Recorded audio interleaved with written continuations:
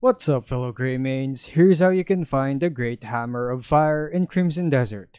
Now here's another big boy for Unka. This Greathammer packs 28 points of attack with a level 2 critical rate and a level 1 attack speed. It has 5 Abyss Gear slots with 3 already taken up by 1 extra point in critical rate, attack, and attack speed. You can find this Greathammer on the northern part of the Crimson Desert, just south of the Trader's Expanse label. The waypoint aligns horizontally with the Desert Lake gold mine to the west and barely aligns vertically with the letter T of Trader's Expanse to the north. When you venture there, just climb on top of some rock formations until you get the same view as mine. When you see this cone-shaped rock ahead with another plateau to my right, then you're good. Now I'm just gonna give you a 360-degree view of my surroundings so you can take a good lay of the land around. Now back to the cone. Starting from its direction, we just walk to the right by the edge of the rock we're standing on while looking down below, until we see a chest. Now just glide your way down, loot it, and you'll get another Greathammer for Unka. And that's all of it. If you found this video helpful, don't forget to like and subscribe for more Crimson Desert guides. Thanks for tuning in, and I'll see you in the next video.